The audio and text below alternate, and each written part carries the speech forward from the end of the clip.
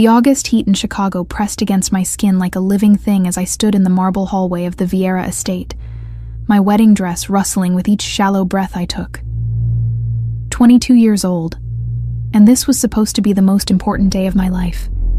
Instead, my hands trembled as I clutched the pearl-encrusted bodice, listening to voices drift from the study just around the corner.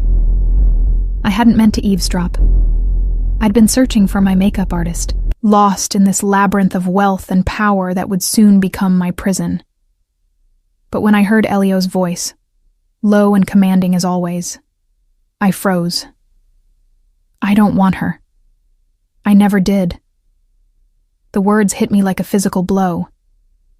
I pressed my back against the cool marble wall, my elaborate updo suddenly feeling too heavy, the veil cascading down my back, a mockery of the virginal innocence it was meant to represent. Then why go through with it, boss? That was Bruno, Elio's right hand, the man who had delivered the marriage contract to my father 3 months ago like it was a business merger. Which, I supposed it was. Because her father controls the South Side distribution, Elio replied, and I could picture him perfectly, even though I couldn't see him. 37 years old, with dark hair always swept back from a face that could have been carved from granite. Cold gray eyes that had looked at me exactly twice during our brief engagement, both times assessing me like I was merchandise. The Santoro family has been encroaching on our territory. Marrying Ginevra consolidates our power, eliminates a potential rival, and secures the ports her father controls. My father, Vittorio Moretti, who had sat me down 6 months ago and explained that my life, my dreams of studying art history in Florence, my hope for a future built on something other than blood and power, none of it mattered. The Vieira family wanted an alliance. I was the price. She's pretty enough, another voice chimed in. Dario, Elio's cousin, who always looked at me like I was something he wanted to consume. Good breeding stock. I bit my lip hard enough to taste copper, fighting the urge to storm into that room and tell them all exactly what I thought of being reduced to my reproductive potential. But I'd been raised in this world. I knew the rules. Women didn't speak unless spoken to. We smiled, we obeyed, we produced heirs. We survived. Pretty isn't what I need in a wife, Elio said. And there was something in his voice I couldn't quite identify. Bitterness? Exhaustion? I need someone I can trust, someone who understands this life. Not some sheltered girl who thinks the Mafia is something romantic she read about in novels. The injustice of it stole my breath. Sheltered? I'd watched my mother deteriorate from the stress of being married to a man like my father. I'd seen what this life did to women, how it hollowed them out until they were nothing but beautiful shells. I'd spent my entire life preparing to escape it, only to be handed over to a man who commanded even more fear than my father. So what's the plan after the wedding? Bruno asked. She moves into the East Wing? She can have whatever rooms she wants, Elio replied dismissively. As long as she stays out of my business and produces an heir within the year, she can redecorate the entire estate for all I care. Something inside me cracked. Not my heart. I'd never been naive enough to expect love from this arrangement. But my pride, my sense of self, the small, stubborn part of me that had hoped maybe, just maybe, there could be mutual respect if not affection. You're a cold bastard, Elio, Dario laughed. At least pretend to want her on your wedding night. I'll do my duty. The words were flat, final, nothing more. I didn't wait to hear the rest. I gathered my skirts and ran, the sound of my heels on marble echoing like gunshots through the empty hallway. My vision blurred with tears I refused to let fall. Not yet. Not where anyone could see. The powder room was blessedly empty. I locked the door and braced myself against the sink, staring at my reflection. The woman looking back at me was a stranger, professionally applied makeup, highlighting features I'd inherited from my Sicilian grandmother. Dark eyes that usually sparkled with defiance, now dull with resignation. Full lips painted the color of dried blood. A bride. a commodity, a means to an end. My phone buzzed in the small clutch I'd left on the counter. Lena, my best friend since childhood, the only person in my life who understood what it meant to be born into this world without choosing it. 10 minutes until processional. Are you ready? Ready? What a ridiculous question. Was I ready to marry a man who didn't want me? Who saw me as nothing more than a strategic acquisition? Who planned to do his duty and nothing more? I typed back with shaking fingers. Need 5 more minutes. The truth was, I needed a lifetime. I needed to be anywhere but here, wearing anything but this dress, about to pledge my life to a man who had just shattered whatever fragile hope I'd been clinging to. A sharp knock on the door made me jump. Ginevra. My father's voice, gruff with impatience. What are you doing in there? The ceremony starts in 5 minutes. I smoothed my dress, checked my makeup, and unlocked the door. Vittorio Moretti filled the doorway, his barrel chest straining against his tuxedo, his face ruddy from years of good wine and bad decisions. You look pale, he observed, his eyes narrowing. Are you sick? Just nervous, I lied, because telling him I'd overheard my future husband's contempt would accomplish nothing. My father didn't care about my feelings. He cared about the alliance, the power, the expansion of territory that this marriage would bring. There's nothing to be nervous about. He offered his arm, and I took it because I had no choice. Elio Vieira is a powerful man. You're lucky to be marrying him. Lucky. The word tasted like ash in my mouth. As we walked toward the private chapel where 200 guests waited, I caught glimpses of the life I was entering. Armed guards at every corner, their eyes constantly scanning for threats. Waiters serving champagne worth more than most people's monthly salary. Women dripping in diamonds, their smiles as fake as their compliments. Men conducting business deals between toasts, their hands stained with blood no amount of money could wash clean. This was my future. This was my life. The chapel doors opened, and the string quartet began playing Pachelbel's canon. Every head turned to watch me walk down the aisle on my father's arm, and I kept my spine straight, my chin high, my expression serene. Years of training in how to be the perfect Mafia wife were paying off, even if everything inside me was screaming to run. And there, at the altar, stood Elio Vieira, 6 feet 2 inches of controlled power. His black tuxedo fitted perfectly to his broad shoulders and lean waist.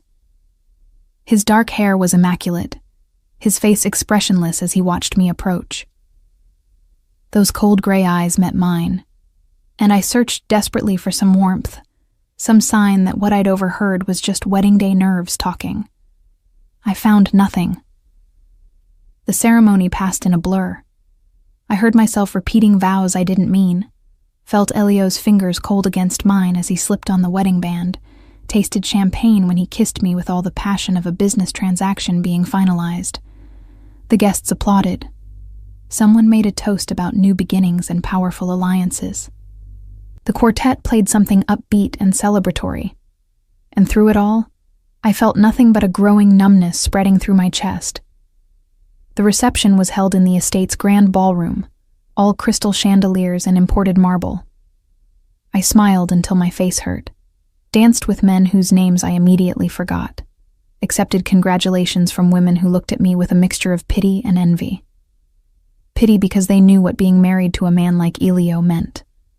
Envy because of the power that came with the Vieira name. Elio barely spoke to me. He was always across the room, deep in conversation with other men, conducting business at our wedding reception like I was just another detail that had been handled. When he did approach, it was to introduce me to someone important, his hand proprietarily at my waist, his smile not reaching his eyes.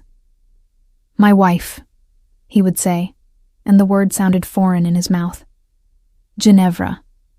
Not my beautiful wife, not the woman I love. Just my name, stated as fact, devoid of emotion. As midnight approached, Lena found me on the terrace, staring out at the city lights that stretched to the horizon. "You look miserable," she said bluntly, pressing a glass of actual champagne into my hand. Not the sparkling wine they'd been serving the lesser guests, but the real thing. The bottles Elio kept for family and close associates. "I am miserable," I admitted, because lying to Lena was pointless. She'd known me too long, seen too much. "Did something happen?" Her dark eyes searched my face. "Beyond the obvious nightmare of marrying a man you barely know?" I told her. Everything I'd overheard, every cold word, every dismissive comment. By the time I finished, her expression had shifted from concern to fury. "That bastard," she hissed. "I should tell my father to pull out of the shipping deal. See how Elio likes losing the Mediterranean routes." "Don't." I gripped her arm. "It'll only make things worse for me. He'll blame me for costing him business." "So what are you going to do? Spend the rest of your life being treated like a broodmare?" The question hung between us, heavy with implications. What could I do? Divorce wasn't an option in our world. Running would get me killed, and probably get my family killed too. This was my life now, for better or worse. Mostly worse. "I'm going to survive," I said finally, echoing the mantra my mother had whispered to me countless times. "Just like every other woman in this life." "You deserve better than survival, Ginny." Lena's voice cracked. "You deserve love, respect, partnership. Not this." Well, I'm not going to get it from him. I drained my champagne, welcoming the burn. So I'll take what I can get. Security, wealth, protection. Maybe that's enough. Even as I said it, I knew it was a lie. It would never be enough. But it was all I had. The night ended with Elio and me being escorted to the master suite by a gaggle of drunk relatives making crude jokes about wedding nights and air production. I kept my smile fixed in place, let them believe whatever they wanted to believe, and finally, the door closed behind us, alone with my husband for the first time. Elio immediately went to the bar and poured himself 3 fingers of scotch, downing it in one swallow. Then he poured another and turned to face me. "You can take the guest room if you'd prefer," he said, his tone making it clear he hoped I would. "Or stay here. Your choice." So this was it. The moment where he would do his duty. Nothing more. The moment where I would become truly his, in the only way that mattered to men like him. I thought about refusing, about demanding the guest room and whatever dignity I could salvage. But then I thought about the overheard conversation, about his dismissive assessment of me as nothing more than a strategic asset, and something stubborn and reckless rose in my chest. "I'll stay," I said, meeting his gaze directly. "After all, you need an heir within the year, don't you?" His eyes narrowed slightly, the first real reaction I'd gotten from him all day. "You heard that." It wasn't a question. I heard everything. I turned my back to him, reaching for the zipper of my dress. "I heard how you don't want me, how I'm just a sheltered girl who doesn't understand this life, how you plan to do your duty and nothing more." The zipper stuck halfway down. I struggled with it for a moment, frustration and humiliation burning through me in equal measure. Then Elio was there, his fingers brushing mine aside, his touch surprisingly gentle as he worked the zipper free. His breath was warm against my neck, his body close enough that I could feel his heat. "You shouldn't have heard that," he said quietly. But I did. I stepped away as soon as the dress was loose, clutching it to my chest. So let's not pretend this is anything other than what it is, a transaction, an alliance, a means to an end. I walked into the bathroom and closed the door, leaning against it as I finally let the tears fall. 3 months of marriage, and Elio and I had perfected the art of being strangers sharing a last name. He lived in the west wing of the estate, I in the east. We took meals separately, appeared together only when business or social obligations demanded it, and spoke to each other with the distant courtesy of acquaintances rather than spouses. The wedding night had been exactly what he'd promised. Duty fulfilled, nothing more. He'd been efficient, almost clinical, and hadn't touched me since. I told myself I didn't care. Told myself the relief I felt at his absence was preference, not rejection. Told myself that building a life around charity work and art collecting was enough. I was lying to myself, and I knew it. But self-deception was better than acknowledging the hollow ache in my chest every time I saw him across a room, surrounded by men who would die for him, commanding respect and fear with equal ease.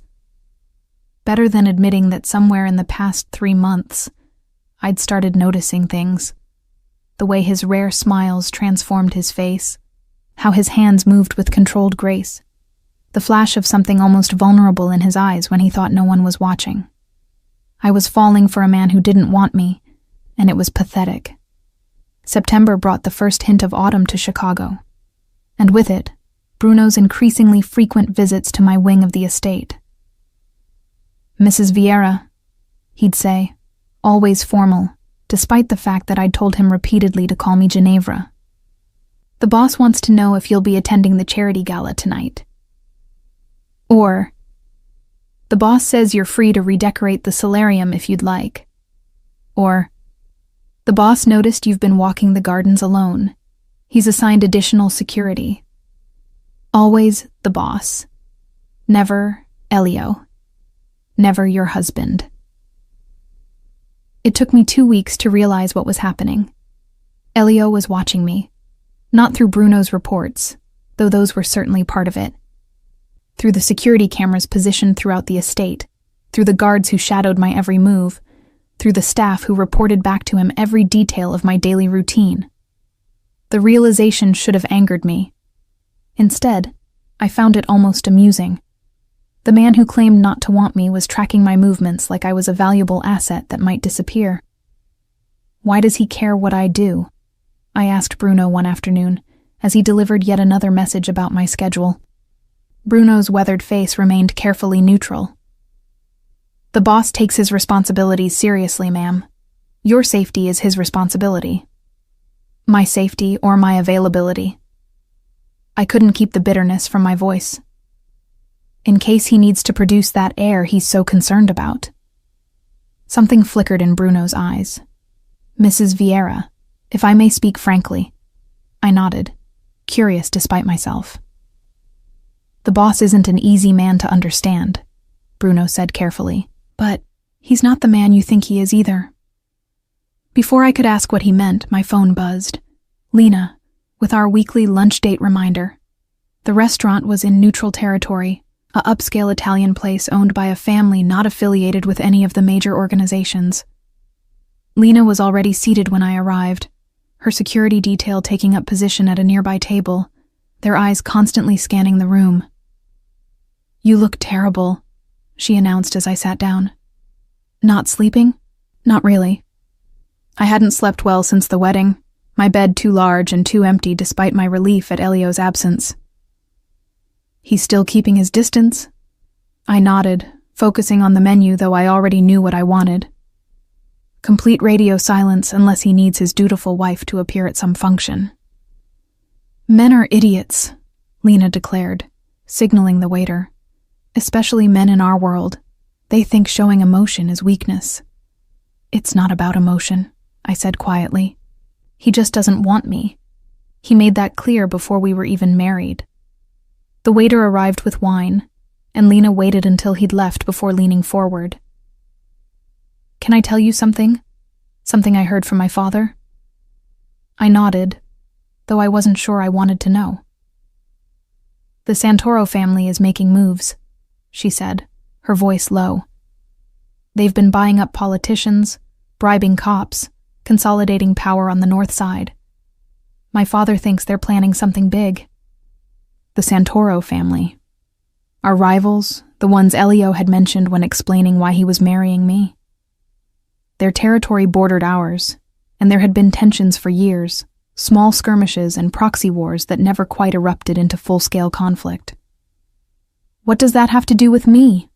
I asked, though a sick feeling was already forming in my stomach. "They know you're Elio's weak spot," Lena said bluntly. "The only thing he cares about beyond power. Going after you would be a direct attack on him. That's ridiculous. He doesn't care about me at all." "Are you sure about that?" Lena raised an eyebrow.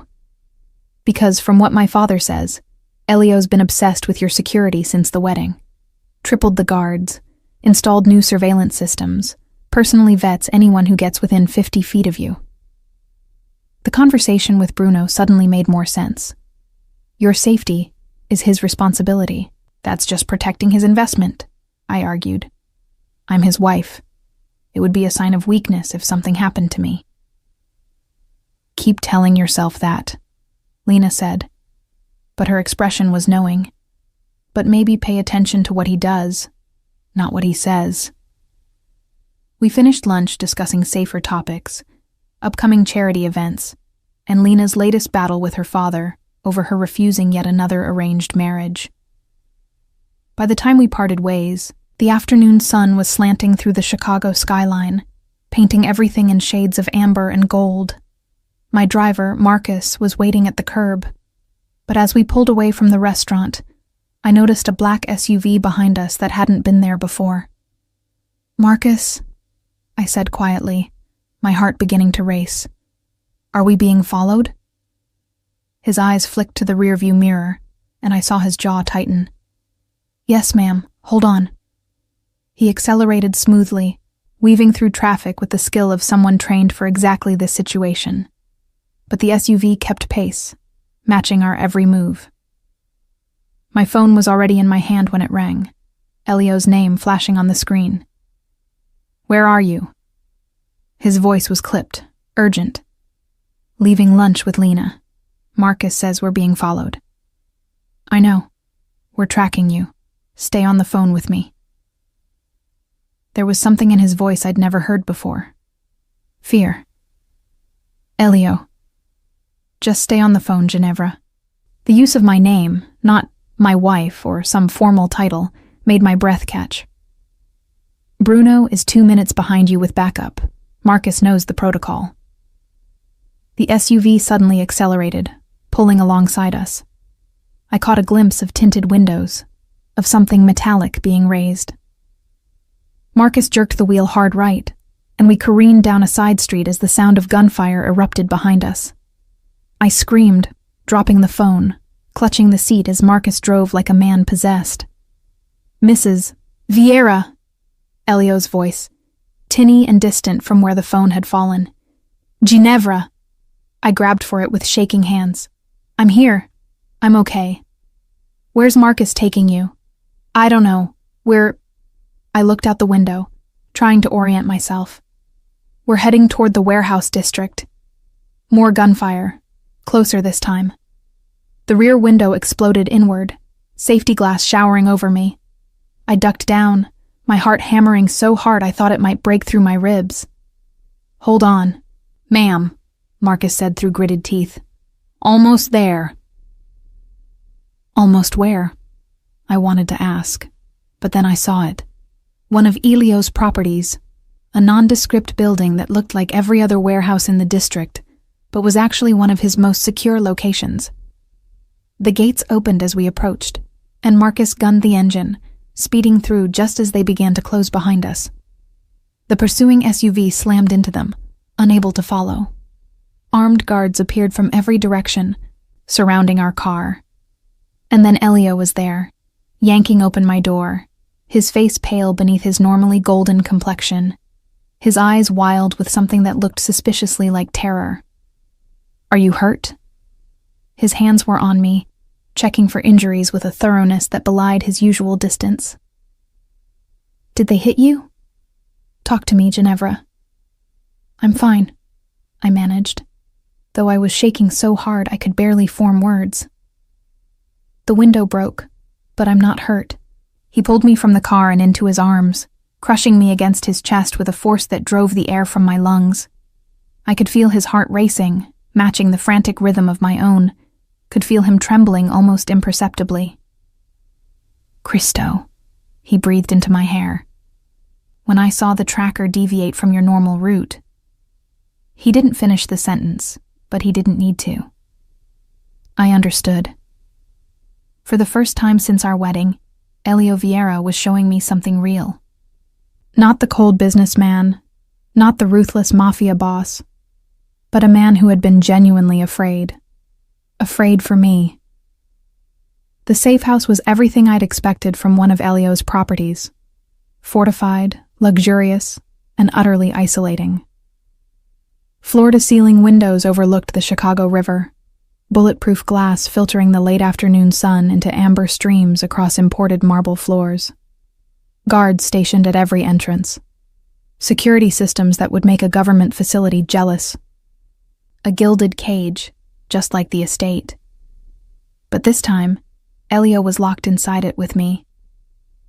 "You'll stay here until we neutralize the threat," he said, pacing the main room like a caged predator. He'd shed his jacket, rolled up his sleeves, revealing forearms corded with lean muscle. His usually immaculate hair was disheveled from running his hands through it repeatedly. "Bruno is coordinating with our people. The Santoro family will pay for this." I sat on the leather sofa, still trembling despite the blanket someone had draped over my shoulders, watching him. This Elio was different from the man I'd married. Agitated, almost frantic, his legendary control fracturing at the edges. "How long?" I asked quietly. "As long as it takes." He stopped pacing, his gray eyes finally meeting mine. "Days, weeks, however long until I'm certain you're safe. So I'm a prisoner again." His jaw tightened. "You're protected." "There's a difference?" Something dangerous flashed across his face. He crossed to the bar, poured himself 3 fingers of scotch, then reconsidered and poured a second glass. He brought it to me, pressing it into my hands. "Drink," he ordered. "You're still shaking." I was. My hands trembled so badly the amber liquid rippled in the glass. The adrenaline was wearing off, leaving behind a bone-deep exhaustion and the horrifying realization of how close I'd come to dying.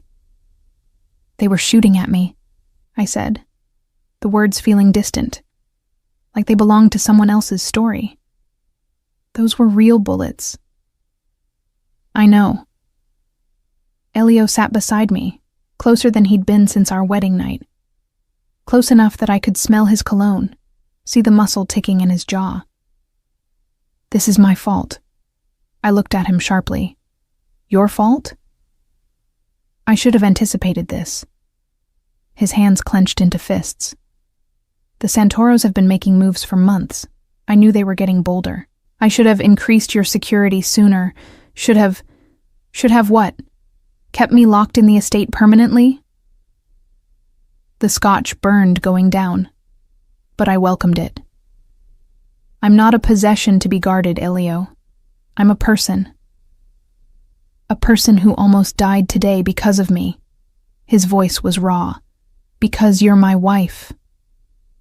The word hung between us, loaded with meanings we'd both been avoiding for 3 months. "Why do you care?" The question escaped before I could stop it. "You made it clear before we were even married that you didn't want me, that I was just a strategic asset."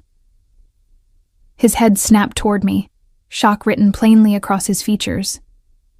"What?" "I heard you," I continued, the scotch loosening my tongue, 3 months of hurt pouring out. "The day of the wedding. You were in the study with Bruno and Dario. You said you didn't want me, that you needed someone you could trust, not some sheltered girl who thought the Mafia was romantic." Elio's face had gone completely white. "You heard that conversation."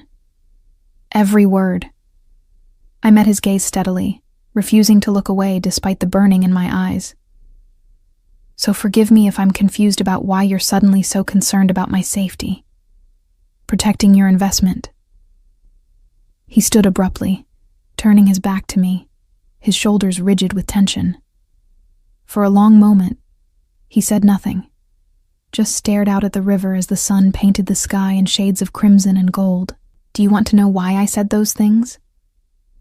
His voice was quiet, controlled, but underneath I heard something brittle. The real reason? Enlighten me. He turned, and the expression on his face stole my breath. Pain, raw and unhidden, the mask he wore so carefully completely stripped away.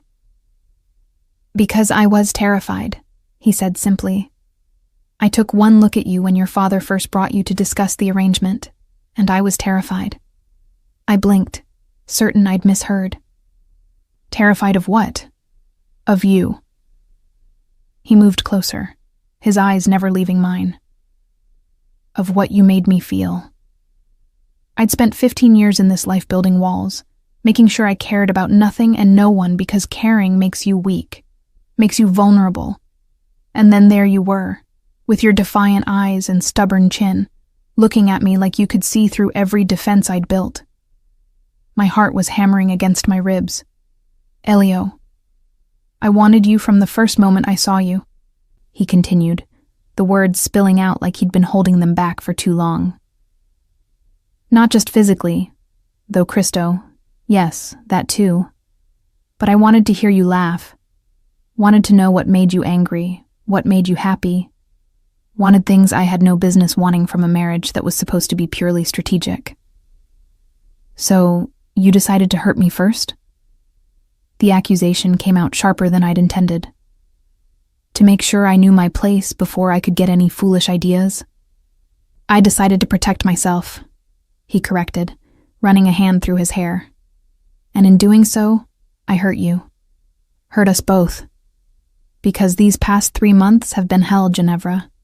Living in the same house with you, seeing you every day, knowing I did this. Knowing I destroyed any chance we might have had before we even began. I set down my glass with shaking hands, trying to process what he was saying.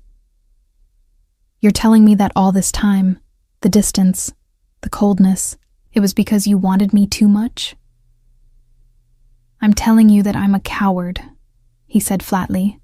I'm telling you that I chose fear over honesty, and it nearly cost you your life today. He knelt in front of me, and the sight of this powerful man on his knees was so shocking I couldn't find words. When I got the alert that you were being followed, he said, his voice rough. When I heard those gunshots over the phone, I realized something. I would burn this entire city to ash before I let anything happen to you. I would kill every Santoro, destroy every rival, burn every bridge I've built if it meant keeping you safe. Elio, let me finish. His hands covered mine, warm and solid. I don't want a strategic asset, Ginevra. I don't want a broodmare or a trophy wife. I want you. The woman who glares at me across the dinner table when she's forced to attend my business meetings. The woman who turned the East Wing into an art gallery out of pure spite.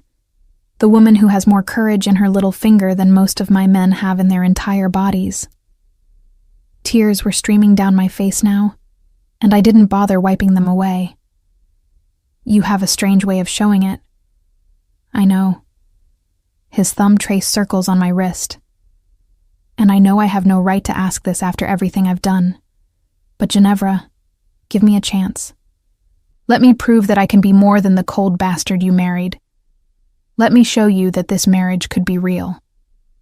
I thought about the past 3 months. The loneliness, the rejection, the hollow ache of living with a man who treated me like furniture. But I also thought about Bruno's words. He's not the man you think he is. About the tripled security, the obsessive tracking of my movements, the fear in Elio's voice when I'd been attacked. Actions, not words. What had Lena said? Pay attention to what he does, not what he says. I need guarantees, I said finally, and watched hope flare in his eyes. I won't be kept in the dark about your business. If I'm a target because I'm your wife, then I deserve to know what I'm up against. Agreed. I want to be your partner, not your possession. That means I get a voice in decisions that affect us both. Agreed. And I want the truth, Elio. Always. No more protection through deception. No more lies, even kind ones. He nodded slowly. I can do that. On one condition. What? You give me the same honesty. His hands tightened on mine. Tell me what you need from me. Tell me when I'm failing you. Tell me if... He swallowed hard. If you can ever forgive me for how this started. I studied his face, looking for signs of manipulation or strategy. But all I saw was raw vulnerability, a man who had just handed me the power to destroy him. I heard something else that day, I said quietly. Something you might not remember saying. His brow furrowed. What? Dario asked if you'd pretend to want me on our wedding night, and you said you'd do your duty, nothing more. Elio closed his eyes, pain etching lines around his mouth. Cristo, Ginevra, but here's what I've realized. I freed one hand to cup his jaw, feeling the roughness of late-day stubble. You were lying then, too. You were lying to them and to yourself, because that night, when you touched me, it wasn't cold. It wasn't clinical. You were holding back, trying so hard not to feel anything that it was almost painful to watch. His eyes opened, and I saw my own realization reflected there. I was terrified I'd lose control, he admitted hoarsely. That I'd show you how much I wanted you, and you'd use it against me. Use it as leverage, as a weapon. I'm not interested in weapons, Elio. I leaned forward until our foreheads touched. I'm interested in truth. And the truth is, I've spent 3 months trying to hate you. Trying to convince myself that the hollow ache in my chest was relief, not loneliness. Trying to pretend I didn't notice every time you looked at me when you thought I wasn't watching. You noticed, he breathed. I noticed everything. I pulled back enough to meet his eyes. I noticed how you always made sure my favorite wine was stocked. How the temperature in my wing was always perfect. How you convinced the opera house to give me that private box, even though you claimed to hate opera.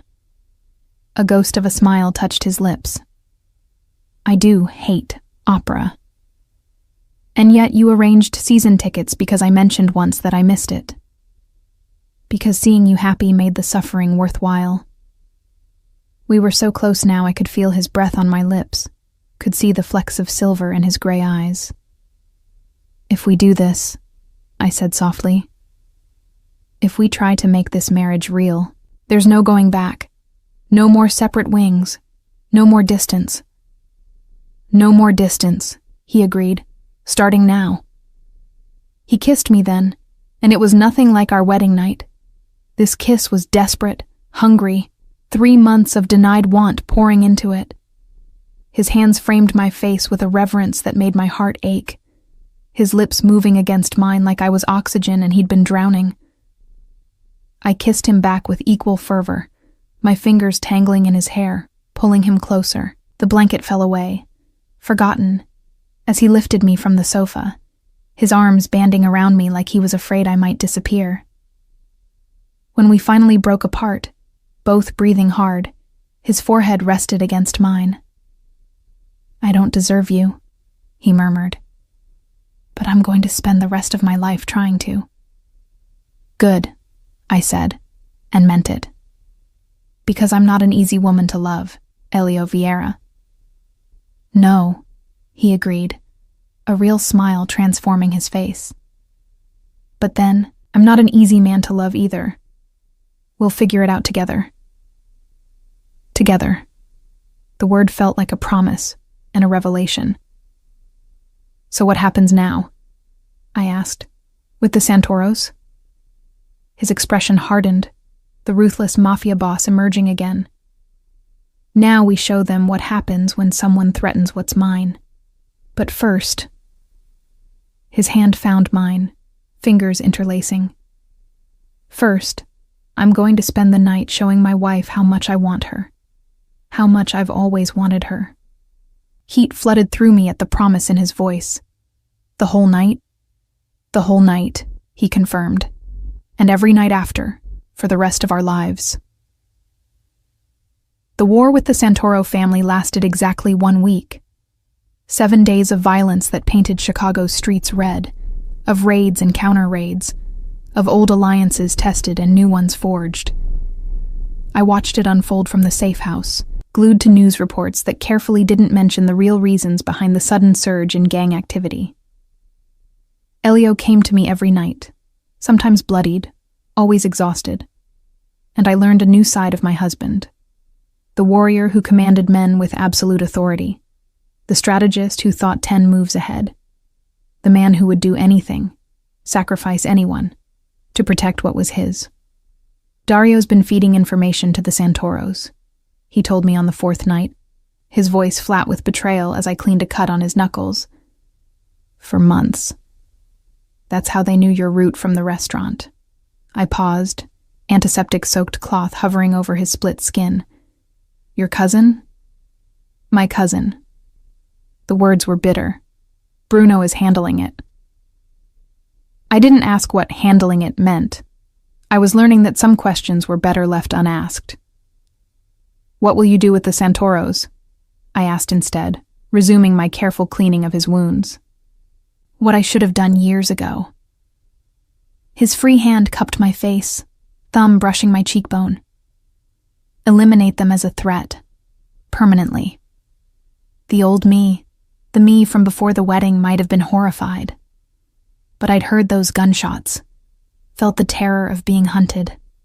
I'd seen what mercy got you in this world. More violence, more bloodshed, more chances for the people you loved to be hurt. Do what you need to do, I said quietly. Just come back to me. His eyes softened, always. And he did, every night, no matter how late. Sometimes he'd wake me with gentle kisses. Other times he'd find me already awake, waiting. We'd make love with an urgency born of danger and newfound honesty. And afterward he'd hold me close, his heartbeat steady against my ear, and tell me things he'd never told anyone. About his father, who'd raised him in the life with an iron fist and absent affection. About the first time he'd killed a man at 17, how it had changed something fundamental inside him. About the loneliness of power, of being surrounded by people but trusted by no one. Until you, he'd murmur into my hair. I trust you, Ginevra. And I'd tell him my own secrets. About the mother who'd slowly faded away, choosing pills over fighting. About my dreams of Florence, of studying Renaissance art in museums instead of just reading about it. About the fear that I'd become like all the other Mafia wives, hollow and ornamental. You could never be hollow, he'd say fiercely. You have too much fire. On the 7th day, Bruno arrived at the safe house with news. It's done, boss, he said, his expression grim. Antonio Santoro and his 2 sons are dead. The rest of the family is scattered or swearing fealty. I watched Elio's face, looking for guilt or regret. Found neither. Just cold satisfaction. And Dario? He asked. Also handled. Bruno's gaze flicked to me briefly. Should we... Ginevra knows, Elio interrupted. She knows everything. Something like approval crossed Bruno's weathered features. In that case, Mrs. Vieira, your husband took out an entire crime family in less than a week. The other families are taking notice. The Vieira name carries more weight than ever. At what cost? I asked quietly. 37 of their men dead, Bruno reported. 12 of ours wounded, 3 killed. Could have been much worse. 3 families would be grieving tonight because of this war. 3 women would be widows. Children would grow up without fathers. The weight of it settled on my shoulders, heavy and inescapable. I want to meet them, I said suddenly. The families of our people who died. Both men looked at me in surprise. That's not typically done, Bruno said carefully. The boss usually sends a generous payment, arranges the funerals. I didn't ask what was typically done, I interrupted. I asked to meet them. Elio studied me for a long moment. Why? Because 3 men died protecting me, protecting us. The least I can do is look their families in the eye and thank them. It could be dangerous, he said. Some might blame you for... They should blame me. I met his gaze steadily. I was the target. Their husbands, their fathers. They died because the Santoros wanted to hurt you through me. I owe them more than money. Pride flickered in Elio's eyes. Then we'll go together. The visits were brutal. Seeing the raw grief, the children too young to understand why Daddy wasn't coming home, the widows trying to be strong while their worlds collapsed. Each time I held their hands, let them cry on my shoulder, promised that their loved one's sacrifice wouldn't be forgotten. Elio stood beside me through all of it, his presence a solid anchor. And I saw something shift in the way his men looked at us. At me, not just respect for the boss's wife, but genuine loyalty for a woman who honored their fallen. You were right, Elio said as we returned to the safe house after the last visit. About meeting them. I know. I leaned against him, exhausted emotionally if not physically. But that doesn't make it easier. Nothing worth doing is easy. His arms came around me, holding me close. Come home with me, Ginevra. The threat is neutralized. It's safe now. Home. The estate that had felt like a prison for 3 months. But with Elio beside me, maybe it could be something different. On one condition, I said. Anything. No more separate wings. We share a room. A life. No more distance. He pulled back enough to see my face, hope, and heat mingling in his expression. You want to move into the master suite? I want to build something new, I corrected. Not live in your space or mine. Ours. Understanding dawned. The south wing. It's been closed off for years, but it has the best views, the most privacy. Then that's where we'll make our home. I rose on my toes to kiss him. Starting tonight. The south wing of the Vieira estate was a revelation. While the rest of the house was all modern minimalism and cold marble, this section had been preserved from an earlier era. Crown molding, original hardwood floors, a massive fireplace in what would become our bedroom. My grandmother's wing, Elio explained as we walked through dusty rooms. She died when I was 12. My father kept it closed after that, said it was too painful to go in. I could see why. There was warmth here that the rest of the house lacked. Evidence of a woman who'd made this place a home rather than just a showpiece. Tell me about her, I said, running my fingers over the carved mantelpiece. She was the only soft thing in my father's life, Elio said quietly. The only person who could make him smile. When she died, he became harder, colder, turned me into what he thought a Vieira heir should be. What would she think of me? I asked, voicing the question that had been nagging at me. Elio's hand found mine, warm and solid. She'd love you. She always said I needed someone strong enough to stand up to me, soft enough to remind me I was human. I'm not sure I'm all that soft. You're soft where it matters. His free hand pressed over my heart. In here. Over the next 2 weeks, we transformed the south wing. Contractors worked around the clock, carefully preserving the original character while adding modern amenities. I chose furniture and artwork. Elio handled security upgrades and technology. We argued about paint colors, compromised on window treatments, made love on dusty drop cloths while workers were at lunch. It was domestic and normal, and utterly foreign to both of us, and I loved every minute of it. The bed arrives tomorrow, Elio said one evening as we sat in what would become our bedroom, drinking wine directly from the bottle like teenagers. About time. I leaned against him, pleasantly buzzed and completely content. I'm tired of the guest room. I could always carry you to my old room, he suggested, his hand finding its way under my shirt. Too far away. I straddled his lap, feeling him harden immediately beneath me. Besides, I like it here. It feels like ours. Everything I have is ours now, he murmured against my neck. The estate, the businesses, the empire, all of it. I pulled back to look at him. I don't want your empire, Elio. I know. That's why I'm giving it to you anyway. His hand spanned my waist. When we have children, they'll inherit everything. But if something happens to me before then, it all goes to you. Nothing's going to happen to you. You don't know that. His expression turned serious. This life, it's dangerous. There will always be someone trying to take what's ours. I need to know that if I fall, you'll be protected. Powerful enough that no one would dare touch you. The thought of losing him made my chest tighten painfully. Don't talk like that. I'm being practical. He tucked a strand of hair behind my ear. My lawyer is drawing up new documents. Everything in my name becomes joint ownership.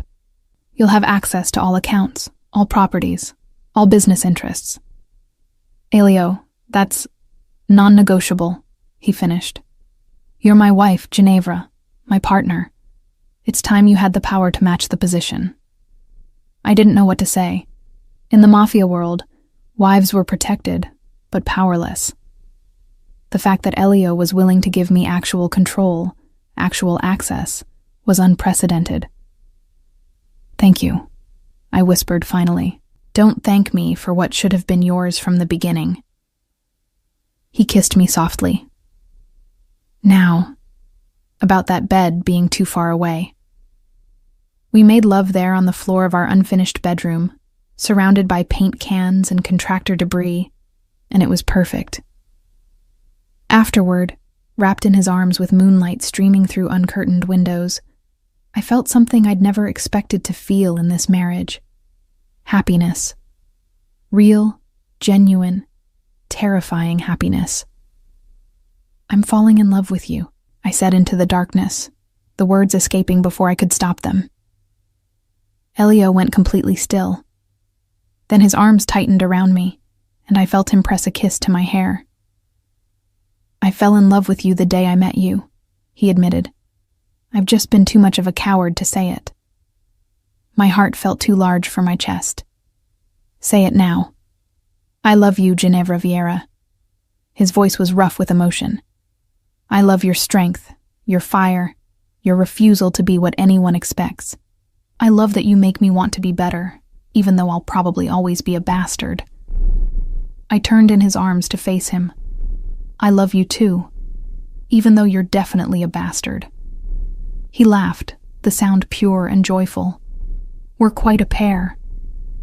The best pair, I corrected, kissing him again.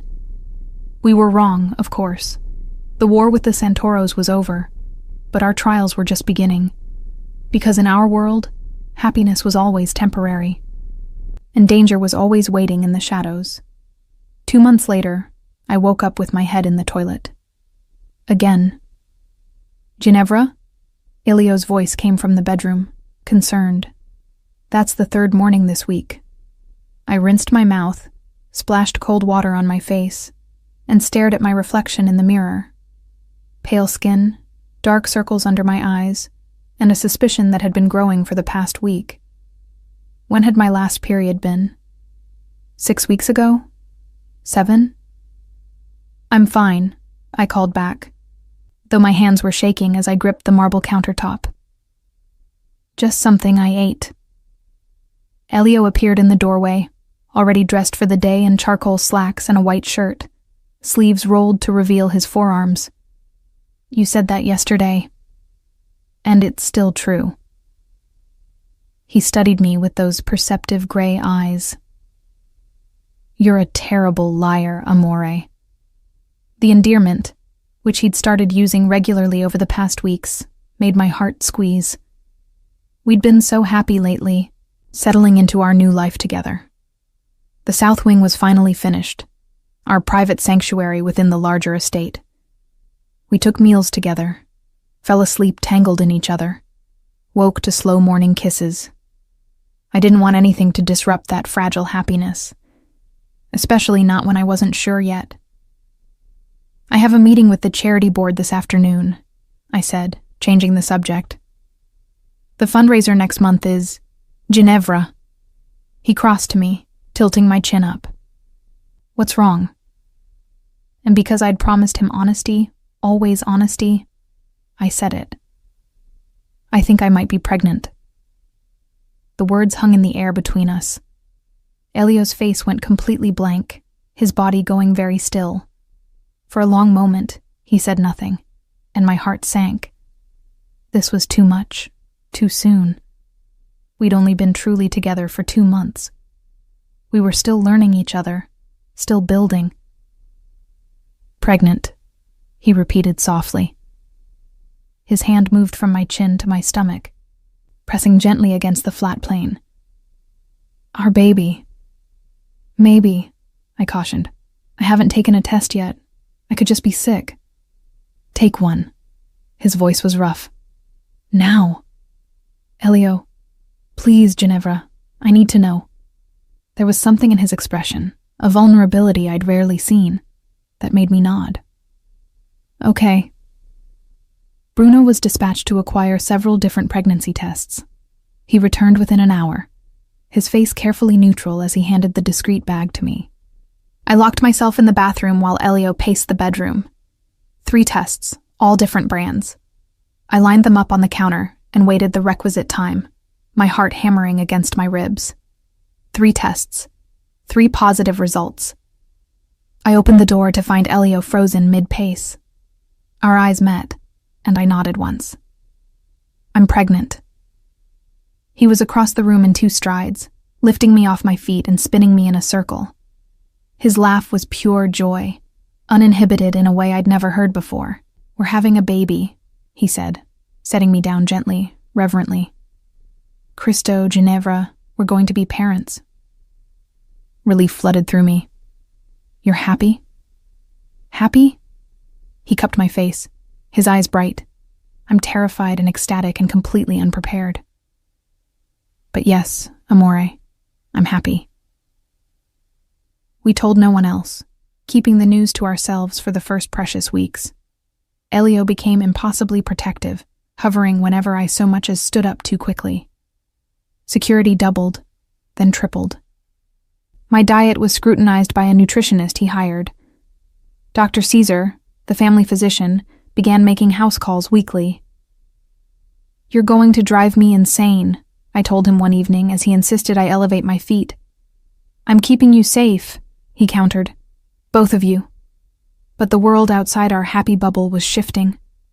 Bruno came to us 3 weeks after we'd learned about the pregnancy, his expression grim. We have a problem, he said, laying a folder on Elio's desk. Marcus Vitale is making moves. I knew that name. Vitale ran one of the smaller families, always ambitious, always hungry for more power. He'd been at our wedding, all smiles and false congratulations. What kind of moves? Elio asked, his arm tightening around me where I sat on the edge of his desk. He's been meeting with the other families, suggesting that you've gone soft. Bruno's gaze flicked to me apologetically. That marriage has made you weak. Let me guess, Elio said dryly. He's offering to step in and provide the strong leadership Chicago needs? Essentially. Bruno pulled out photos. He's also been courting some of your lower-level guys, offering better deals, more territory. I studied the photographs, seeing men I recognized from estate functions. Has anyone taken him up on it? Not yet. Bruno's expression darkened.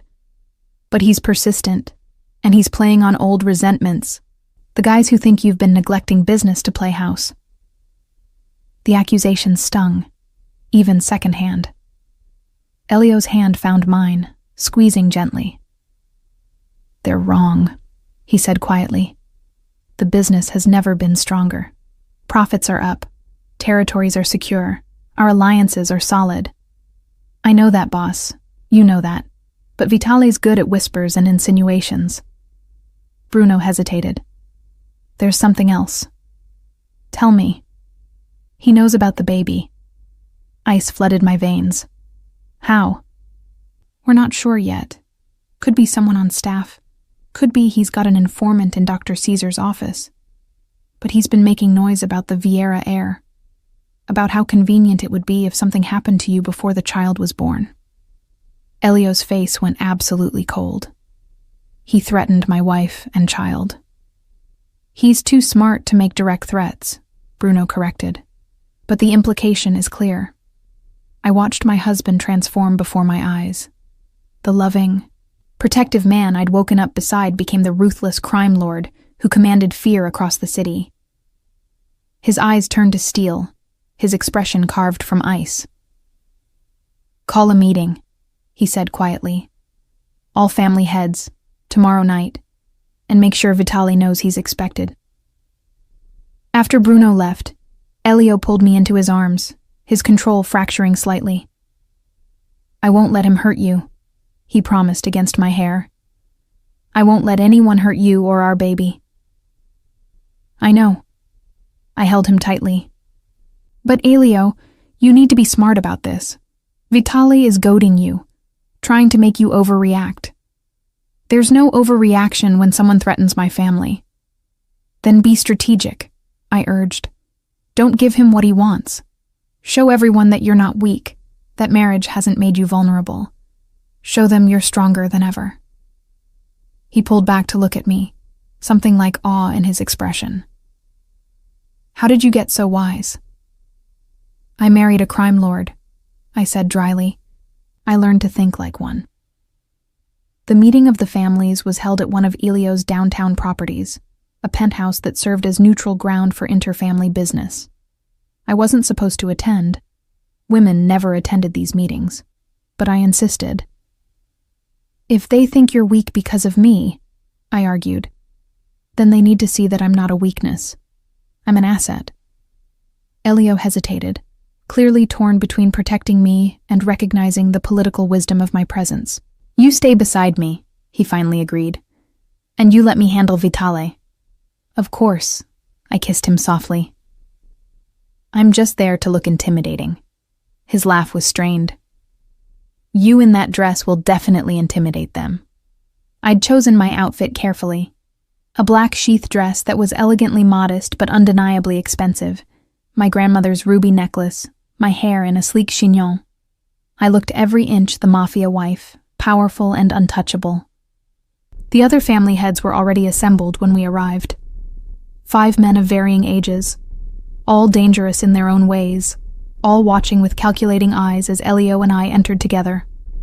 Marcus Vitale was younger than I'd expected, mid-40s with silver threading his dark hair. Handsome in a polished way, expensive suit, practiced smile. He rose as we approached, extending a hand to Elio. "Vieira, good of you to call this meeting. And Mrs. Vieira." His eyes raked over me with undisguised interest. "Looking radiant as always.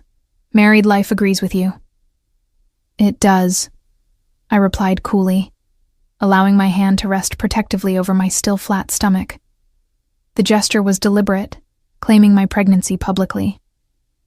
I saw the calculation in Vitale's eyes, the quick assessment and dismissal. He thought I was a weakness, a distraction. He had no idea. Elio guided me to the head of the table, seating me on his right before addressing the room. "Gentlemen, thank you for coming. It's come to my attention that there are concerns about the direction of Vieira operations. I thought it best we address them directly." "No concerns from me," said Giovanni Russo, the oldest of the family heads. "Your numbers speak for themselves." "As do mine," added Leo Carbone. "The new distribution routes you established have been very profitable." Vitale smiled thinly. "Of course the business side is strong. Elio's always been good with numbers. My concern is more philosophical." "Oh?" Elio's voice was dangerously soft. "Enlighten us." "This life requires certain qualities," Vitale said, leaning back in his chair. "Ruthlessness, focus, the willingness to put business before personal attachments." His gaze slid to me. Some might worry that domestic bliss could dull those qualities. Some might, Elio agreed. Are you worried, Marcus? The use of his first name, dropping the respectful surname, was a calculated insult. I saw Vitale's jaw tighten. I'm concerned for all of us, he said smoothly. When one family shows weakness, we all become vulnerable. Weakness. Elio's laugh was cold.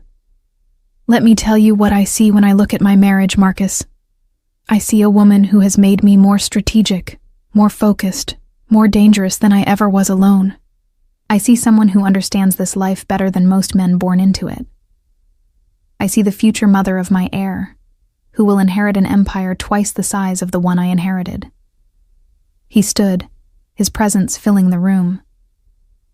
You want to talk about weakness? Let's talk about you. You've been bleeding territory for the past year. Your men jump ship because you rule through fear instead of loyalty. You're so desperate for power that you've resorted to making veiled threats against a pregnant woman. Vitale's face flushed. I never... You did.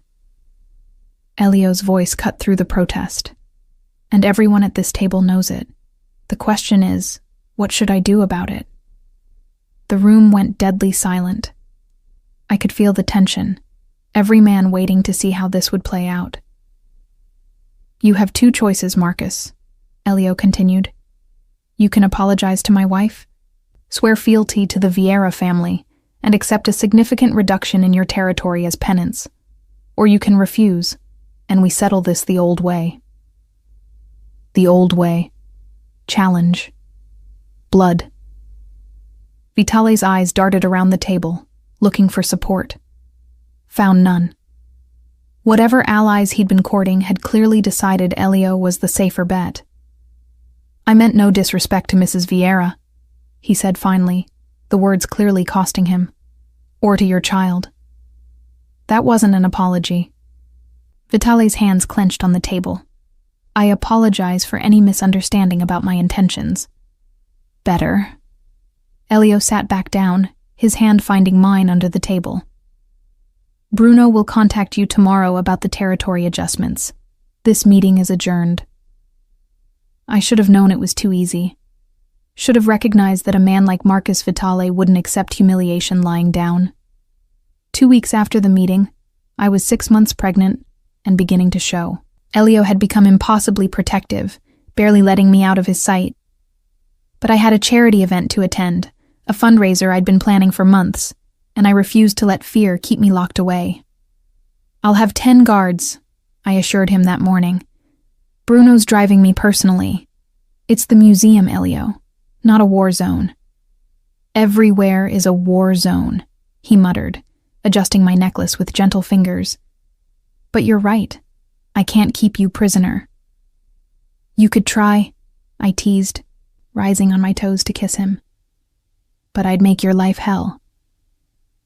You already do, amore. But he was smiling. Call me when you get there, and when you're leaving, and every hour in between. The fundraiser was beautiful, the museum transformed with flowers and string lights. I circulated among Chicago's elite, many of whom had finally accepted me as Elio's wife, chatting about art and charitable causes while my security detail maintained a discreet perimeter. I was in the middle of discussing a new scholarship program when Bruno appeared at my elbow, his face ashen. Mrs. Vieira, we need to leave. Now. The urgency in his voice made my heart jump. What's wrong? The boss. There's been an incident. The world tilted. What kind of incident? Not here. Bruno's hand was already at my elbow, guiding me toward the exit. I'll explain in the car. The drive back to the estate was the longest of my life. Bruno's explanation was terse, clinical, but the words painted a horrific picture. Vitale hadn't accepted his defeat. He'd been planning something bigger, something that would eliminate Elio and allow him to absorb the Vieira territory. He'd arranged a meeting under the guise of discussing the territory transfers, then ambushed Elio with a dozen armed men. How bad? I asked, my hands protectively cradling my belly. He's alive, Bruno said, which wasn't an answer. Dr. Caesar is with him now. The estate was in chaos when we arrived. Armed men everywhere, the staff pale and frightened. I ran through the house, as much as a 6-month pregnant woman could run, following the sound of urgent voices to our bedroom. Elio lay on our bed, his shirt cut away, Dr. Caesar working frantically on a wound in his shoulder. There was so much blood, soaking the sheets, staining the doctor's hands. Elio. His name came out as a sob. His eyes opened, finding mine. Ginevra. You're supposed to be at the fundraiser. You're supposed to not get shot, I countered, moving to his side. My hands were shaking as I took his, sticky with blood. What happened? Vitale. The name was a curse. Bastard had 12 men waiting. I only had 4. Where is he now? I asked, looking at Bruno. In the wind, Bruno replied grimly. But we're hunting him. Dr. Caesar looked up. Mrs. Vieira, I need space to work. I'm not leaving him. Ginevra? Elio tried to sit up, winced. The baby is fine, I interrupted. But you're not. How bad is it, doctor? The bullet went through cleanly, Dr. Caesar said, returning to his work. Missed the major arteries. He'll need rest and antibiotics, but he'll recover. Relief made my knees weak. Thank God. Not God, Elio said, his voice strained but steady.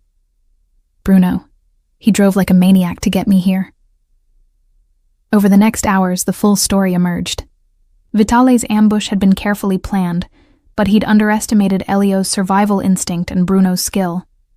They'd fought their way out, but Elio had taken a bullet in the process. Now Vitale was missing, along with his closest associates. Every contact, every safe house, every business front, all abandoned. He's running, Bruno reported that evening while Elio slept fitfully, drugged with painkillers. But he can't run far. We've put the word out. Every family, every associate. Marcus Vitale is a dead man walking. I sat beside Elio's bed, holding his hand, watching his chest rise and fall. The fear I'd felt, seeing him bloody and wounded, had crystallized into something harder. Something cold.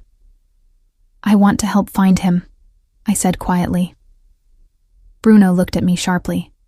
Mrs. Vieira, I'm not going to sit here waiting while that bastard is out there planning his next attack. I met his gaze steadily. Elio's vulnerable right now. Someone needs to run things while he recovers. With all due respect, you're 6 months pregnant. With all due respect, I'm also the wife of the head of this family, which means I have authority. I stood, moving to the window. Call a meeting of the lieutenants, tomorrow morning. It's time they learned what kind of woman Elio married. I saw doubt in Bruno's eyes, but also something like respect. I'll make the calls. The meeting was held in Elio's study. 10 of his most trusted men gathered around the conference table. They looked skeptical when I walked in, this pregnant woman presuming to give them orders. Gentlemen, I began, standing at the head of the table where Elio usually sat. As you know, my husband is recovering from an attempted assassination. Until he's back on his feet, I'll be coordinating our response to Marcus Vitale's attack. With all respect, Mrs. Vieira, one of them began. I thought his name was Tony. This is men's business. This is family business, I corrected. And I'm family. Now, Bruno, walk me through what we know about Vitale's whereabouts. For the next hour, I absorbed everything they told me. Vitale's known associates, his properties, his patterns of behavior. I asked questions, probed for weaknesses, and slowly, I saw their skepticism transform into grudging respect. He has a sister, I said finally. Unmarried, lives alone in Lincoln Park. Has he contacted her? We have people watching her place, Bruno confirmed. No activity. He won't go there himself, I reasoned. Too obvious. But he might send a message, a courier, someone she'd trust. I looked at Tony. You grew up in that neighborhood. Who would she trust? His eyes widened. Her priest, Father Donovan at St. Mary's. Put someone on the church, I ordered. Discreet surveillance. If a message comes through the priest, we'll know. Bruno nodded approvingly. Good thinking. I'd been right. 2 days later, one of our people spotted Vitale's sister receiving a phone call at the church, then immediately leaving with a packed bag. We followed her to a small cabin 2 hours north of the city. And there, we found Marcus Vitale, hiding like the coward he was. Elio was still recovering when Bruno and the others brought Vitale back, bound and bloody. I was in the study, reviewing security protocols, when they arrived. Mrs. Vieira, Bruno said, we have him. What would you like us to do? It was a test, I realized. They were testing whether I had the steel to do what needed to be done. I looked at Vitale, at the man who had tried to kill my husband, who had threatened my unborn child. And I felt nothing but cold purpose. Put him in the wine cellar, I said calmly. Secure him. I'll tell my husband he's here. Elio was sitting up when I entered our bedroom, his color better, though he still moved carefully. You've been busy, he observed, gesturing to the reports scattered across the bed. Someone had to be. I sat beside him carefully. We found Vitale. His eyes sharpened. Where? I told him everything. How I'd run the organization in his absence. How I'd reasoned out Vitale's hiding place. How the men now looked at me with respect instead of dismissal. You did this, he said wonderingly. You found him. You commanded my men. You, Cristo, Ginevra, you were magnificent. I was terrified, I admitted, but also angry. He tried to take you from me, from our baby. I couldn't let that stand. Elio cupped my face, his touch reverent. What do you want to do with him? It was my choice, I realized. My husband was giving me the power to decide Marcus Vitale's fate. I want you to handle it, I said finally. But I want to be there when you do. I want him to see that the woman he dismissed, the weakness he thought he could exploit, was the one who found him. Pride blazed in Elio's eyes. Tomorrow night, when I'm stronger. That night, as we lay together in the darkness, Elio's hand resting on my swollen belly, I felt our baby kick for the first time. Strong, insistent movements that made us both laugh with wonder. She's a fighter, Elio murmured, like her mother. Or he is, I countered, like his father. Either way, our child will know strength. His lips found mine in the darkness. And love. And family. The next evening, I stood beside Elio in the wine cellar while Marcus Vitale knelt before us, defiant even in defeat. You made a mistake, Elio said quietly. You thought my wife was my weakness. But she's my strength, Vitale. She's the reason I survive, the reason I fight, the reason I build instead of just destroy. She's just a woman, Vitale spat. No. I stepped forward, my hand resting protectively over my belly. I'm the woman who found you. The woman who commanded the men you thought would follow you. The woman carrying the next generation of Vieira power. I looked at Elio. I've seen enough. Do what needs to be done. We left the cellar together, Elio's arm around my waist, leaving Bruno to handle the rest. I didn't need to watch, didn't need to know the details. I just needed to know that the threat was eliminated, that my family was safe. 3 months later, I went into labor on a snowy December evening. Elio was beside me the entire time, holding my hand, coaching my breathing, looking more terrified than I'd ever seen him face down enemies. "You're doing so well, Amore," he murmured, wiping sweat from my forehead. "So strong." "Easy for you to say," I gasped between contractions. "You're not the one." The pain cut off my words, and I bore down, following Dr. Caesar's instructions. Push, breathe, push again, and then, finally, a cry. Strong and furious and perfect. "It's a girl," Dr. Caesar announced, placing our daughter on my chest. She was beautiful. Dark hair like Elio's, and when she opened her eyes, I saw they were the same stormy gray as her father's. 10 perfect fingers, 10 perfect toes, and lungs that were clearly already healthy from the way she was screaming. "Hello, little one," I whispered, tears streaming down my face. "We've been waiting for you." Elio's hand was gentle on our daughter's head, his own eyes bright with unshed tears. "She's perfect. You're both perfect." "What should we name her?" I asked, looking up at him. "Elena," he said immediately. "After my grandmother, the woman who taught me that strength and softness could exist together." "Elena Vieira." I tested the name. "I love it." Our daughter, apparently satisfied with her name, stopped crying and blinked up at us with those serious gray eyes.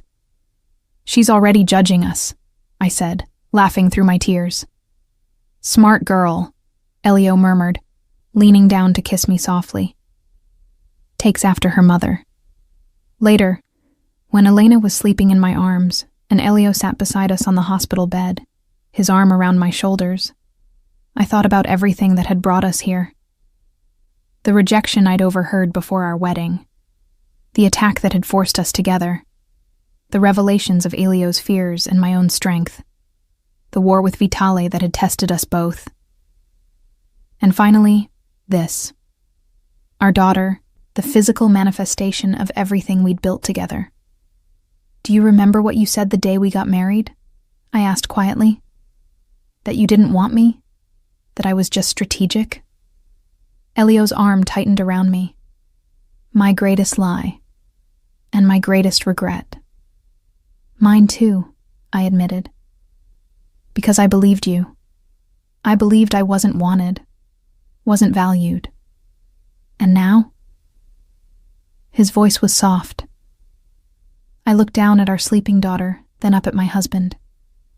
"Now I know the truth. You didn't reject me because you didn't want me.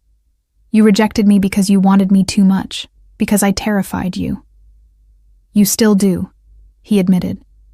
"The power you have over me, the things I'd do to keep you safe. It's terrifying." "Good." I kissed him softly. "Because you terrify me too. This life, this love, this family we've built, it's more than I ever dreamed possible."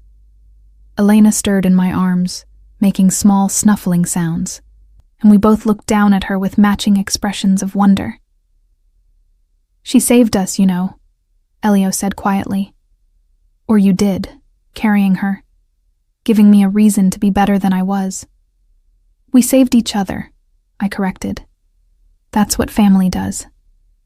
And as I sat there, my daughter in my arms, my husband beside me, I realized something. I'd spent my whole life preparing to escape the Mafia world, but I'd never realized that sometimes the greatest freedom comes not from running away, but from finding your place within the chaos. From finding the person who sees your strength and doesn't fear it, who values your voice and doesn't silence it, who loves you not despite your fire but because of it. I'd married a monster, or so I'd thought. But I'd discovered that monsters were just men who'd never been given a reason to be human. And I'd given Elio that reason, just as he'd given me mine.